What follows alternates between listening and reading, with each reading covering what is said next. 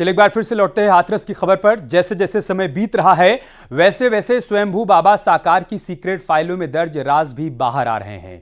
बाबा के सेवादारों पर चौंकाने वाली रिपोर्ट सामने आ रही है। बाबा साकार की महिला आर्मी की तस्वीरें सामने आने के बाद उसकी तुलना लीबिया के तानाशाह रहे कर्नल गद्दाफी से की जा रही है। इतना ही नहीं, बाबा की सुरक्षा में तैनात लोगों को बाकायदा कोड वर्ड से भी जाना जाता था।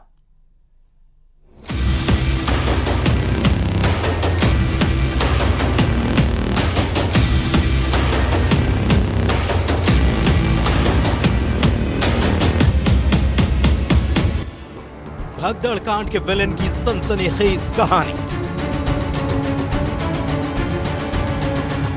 बाबा के सेवादारों पर चौंकाने वाली रिपोर्ट।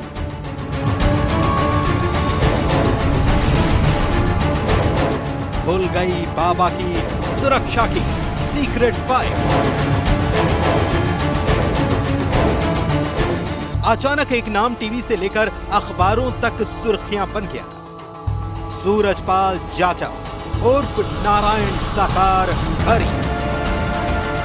हाथरस भगदड़ कांड के बाद इसी नाम की चर्चा पूरे देश में है। ऐसा सिर्फ हादसे की वजह से नहीं है, बल्कि बाबा सूरजपाल के उस लोक को लेकर है जो परत दर परत खुलकर सामने आ रही है। न्यूज 18 के हाथ लगी एक्सक्लूसिव जानकारी के मुताबिक बाबा की सुरक्षा में तैनात लोगों को बाकायदा कोड वर्ड से जाना जाता था। गुलाबी ड्रेस वाले सेवादारों को नारायणी सेना के नाम से जाना जाता है। ब्लैक कमांडो यानी कि वो कमांडो जो बाबा के काफिले के साथ चलते हैं, उन्हें गरुड़ योद्धा कहा जाता है। सर पर टोपा लगाने वाले और ब्राउन ड्रेस पहनने वालों को हरि वाहक कहा जाता है। हाथरस भगदड़ कांड की चर्चा पूरे देश में है। ऐसा हादसे की वजह से नहीं, बल्कि सूरजपाल के उस आश्रम को लेकर है जो अब परत दर परत खुल रहा है। दरअसल में न्यूज 18 के हाथ एक्सक्लूसिव जानकारी लगी है। बाबा की सुरक्षा में तैनात लोगों को बाकायदा कोडवर्ड के नाम से जाना जाता था। गुलाबी ड्रेस पहनने वाले सेवादारों को नारायणी सेना के नाम से जाना जाता था। ब्लैक कमांडो यानी ब्लैक कैट कमांडो के रूप में रहने वाले लोग बाबा की सुरक्षा में तैनात रहते थे और उन्हें गरुड़ योद्धा के नाम से जाना जाता था। सिर पर टोपी और ब्राउन ड्रेस पहनने वाले लोगों को हरिवाहक कहा जाता था। बाबा सूरजपाल की सुरक्षा में तैनात इन लोगों को बाकायदा सेना की तर्ज पर टुकड़ियों में बांटा गया है। मसलन ब्लैक कमांडो यानी कि गरुड़ योद्धा 20-20 की टुकड़ी में होते हैं। गुलाबी ड्रेस वाली नारायणी सेना के लोग 50-50 की टुकड़ी में होते हैं, जबकि हरि वाहक यानी कि टोपी और ब्राउन ड्रेस वाले 25-25 की टुकड़ी में होते हैं। बाबा की सुरक्षा में तैनात लोगों को बाकायदा सेना की तर्ज पर टुकड़ियों में बांटा गया। मसलन ब्लैक कमांडो यानी गरुड़ योद्धा 20-20 की टुकड़ी में होते हैं। गुलाबी ड्रेस वाले नारायण हरि 50-50 की टुकड़ी में होते हैं। वहीं हरि वाहक यानी टोपी और ब्राउन ड्रेस पहनने वाले 25-25 की टुकड़ी में होते हैं। यानी बाबा की सुरक्षा एक खास मैनेजमेंट के तहत की जाती थी, जिसमें महिला सुरक्षा कर्मी भी शामिल थीं।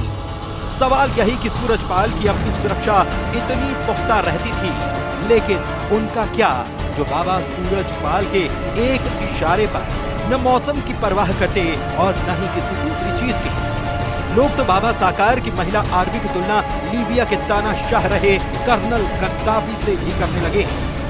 मानवता के दुश्मन और अंतर्राष्ट्रीय कानून पर भरोसा नहीं करने वालों की सूची में लीबिया के इस तानाशाह की, जिसने पश्चिमी देशों की नाक में ऐसा दम किया कि उसके खात्मे के लिए नाटो की फौज उतारना पड़ी। गद्दाफी बेहद रंगीन मिजाज शख्स था। उसकी सबसे करीबी सुरक्षा घेरे में खूबसूरत लेकिन बेहद खतरनाक लेडी किलर्स का दस्ता तैनात रहता था। इस डिक्टेटर ने अपनी सुरक्षा में विदेशी गार्ड्स लगाए थे, क्योंकि उसे अपनों पर भरोसा नहीं था।